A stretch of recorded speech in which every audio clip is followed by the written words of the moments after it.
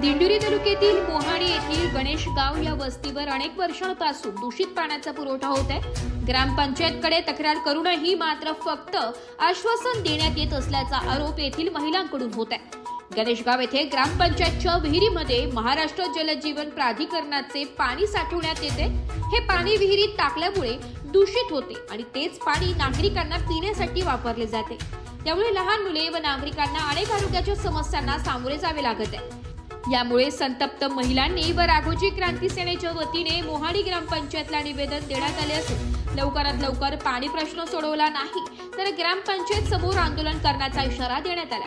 निवेदन देण्यासाठी गणेशगावच्या सर्व महिला व राघोजी क्रांती सेनेचे पदाधिकारी यावेळी उपस्थित होते। अनेक वर्षांपासून येथील नागरिकांना दूषित पाण्याचा पुरवठा होत आहे। मग महाराष्ट्र सरकारने जलजीवन योजना कशासाठी काढली आहे असाही प्रश्न उपस्थित होत आहे। ग्रामपंचायत कार्यालय या महिलांचा प्रश्न सोडवणार की फक्त आश्वासन देणार हे बघणं महत्त्वाचं ठरणार आहे। आज मोहाडी गावातील ग्रामपंचायत येथे गणेशगाव येथील महिला सर्व बांधव मोहाडी ग्रामपंचायत यांना शुद्ध पिण्याच्या पाण्यासाठी निवेदन देण्यासाठी आलेले असताना सदर मोहाडी ग्रामपंचायत मध्ये आज सोमवार असताना पहिला वार असताना पदाधिकारी किंवा अधिकारी ह्या ग्रामपंचायत मध्ये उपस्थित असणं गरजेचं आहे। कारण जनतेच्या प्रश्नासाठी जेव्हा जनता ही ग्रामपंचायत मध्ये जाते तर त्या ठिकाणी लोकप्रतिनिधी हे नेमून दिलेले असतात। जसं इलेक्शन येतं, ह्या इलेक्शन काळामध्ये निवडणुकीमध्ये ते जीवाचं रान करून निवडून येतात आणि त्यांना जनता ही मतदान करते। त्या स्वरूपी कारण त्यांनी ग्रामपंचायत मध्ये जनतेचे प्रश्न सोडवण्यासाठी बसलं पाहिजे। त्या अनुषंगाने आज आम्ही ग्रामपंचायत मोहाडी येथे आलो असता तर सदर तिथं लोकप्रतिनिधी ग्रामसेवक हे पण उपस्थित नव्हते। ही एक मोठी शोकांतिका आहे।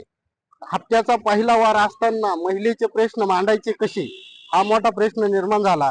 तरी मी राघोजी क्रांती सेना महाराष्ट्र राज्य संस्थापक अध्यक्ष सोमनाथ वतार या ग्रामपंचायतला विनंती करेल का महिलांच्या प्रश्नासाठी तरी कुठंतरी आपण उपस्थित राहायला पाहिजे।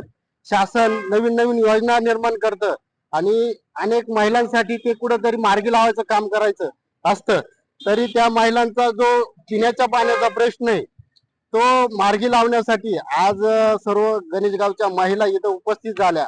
शासन सांगतं का शुद्ध पाणी हे प्रत्येक महिलेपर्यंत, प्रत्येक कुटुंबापर्यंत, प्रत्येक गावापर्यंत पोहोचलं पाहिजे।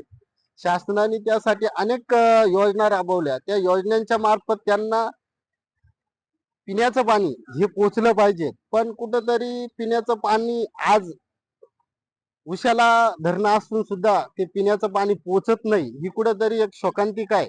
तरी मी सर्वांच्या महिलांच्या सगळ्यांच्या विनंती करेल का त्यांना ते पिण्याचं पाणी शुद्ध प्रमाणे हे मिळावं अशी मी ग्रामपंचायतकडे मागणी करतो आणि त्यांनी एवढ्या 8 दिवसात ते पूर्ण करावे अशी मी महिलांच्या विनंती करतो। वर्ष झाले आम्हाला हे नळ घेऊन आम्हाला दारोदार नळ दिले, 9 वर्ष हो झाले।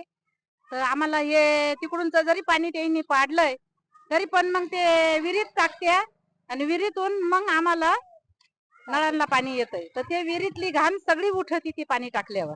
उन्हाळा लागला का पण फक्त ते उन्हाळ्यामध्ये फक्त महिना किंवा 15 दिवसच आम्हाला ते पाणी येतं। घरपट्टी घेता का तुम्ही? नळपट्टी घेता का तुम्ही? मग आम्ही त्याच्यामुळे तोच वाद चालू आहे, त्याच्यामुळे आम्ही थकवेले हे या पाण्याबद्दलच। आम्हाला पाणी दूषित नाही त्याच्यामुळे नळपट्टी आता ती कोणाला 18 आहे, कोणाला 16 आहे, कोणाला 17 आहे, अशी आहे ती। कोणाला 18 आहे। 1800 रुपये 1600 रुपये अशी 18,000 एवढ्या 9 वर्षामध्ये। तर आमचं म्हणणं एवढंच होतं का आम्ही विहिरीचं पाणी पितोय, आम्हाला शुद्ध पाणी नाही। आम्ही अशी तक्रार त्यांच्याकडे केली का आम्ही 100 रुपये महिन्याने आम्ही द्यायला तयार आहे। 12 महिन्याचे आम्ही 1200 रुपये भरायला तयार आहे, ते नाही म्हणते अशी तक्रार। आम्हाला शुद्ध पाणी नाही, आम्ही भरू पैसे एवढे पाणी वाढायला लागत। आणि उन्हाळ्यामध्ये मोटर जर जळाली तर आम्हाला विहिरीतून पाणी वाढाय, आमचे लहान लहान पोरं काही टायमाला पाणी वाढते विहिरीचं। उन्हाळ्यात भेटतच नाही पाणी। खर्च आपण करीतो प्रत्येक दिवसातून 100-200 रुपये गाडीच्या तवा खर्च करीत तेव्हा ते चालू करून देतात। डीपी 2-3 वेळा जळाली तर आम्ही उमऱ्यावर 50-50 रुपये काढले ना आम्ही डीपी दुरुस्त केली. आम्ही गणेश गावला गेलो असताना तिथे ती विहीर बघितली. ती पिण्याच्या पाण्याची विहीर असली आणि त्या विहिरीमध्ये आजही काडी कचरा आणि खूप घाण परिस्थिती. त्याच्यामध्ये साफसफाई कुठलीच नाही आणि सरकारचं कुठलंच लक्ष नाही. ग्रामपंचायत मध्ये फक्त निवडून जाते, आश्वासन देत्या. हे आश्वासन न देता मी फक्त एकच सांगतो का आम्हाला 8 दिवसाची जी मुदत दिली जानूरला तिथे ग्रामपंचायत मध्ये आम्ही निवेदन घेऊन गेलेलो होतो. आम्हाला 8 दिवसाची मुदत दिलेली असताना आम्ही आता परत चाललोय. तर 8 दिवसानंतर पाणी प्रश्न जर गणेश गावचा सुटला नाही तर 8-10 दिवसानंतर आम्ही उपोषणाची तयारी करू.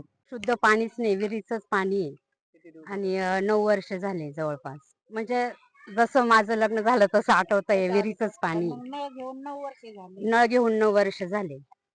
तुम्ही याबद्दल ग्रामपंचायतीला काही सांगितलं नाही? सांगितलं होतं पण ते म्हणते आम्ही शुद्धीकरण करतो, तेच पाणी तुम्हाला येतं.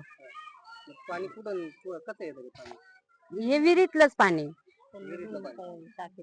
टाकीत पडतं, तेच पाणी आम्हाला प्यायला भेटतं. एस मराठी न्यूज साठी वृत्त संपादक शामराव सोनोने, वणी.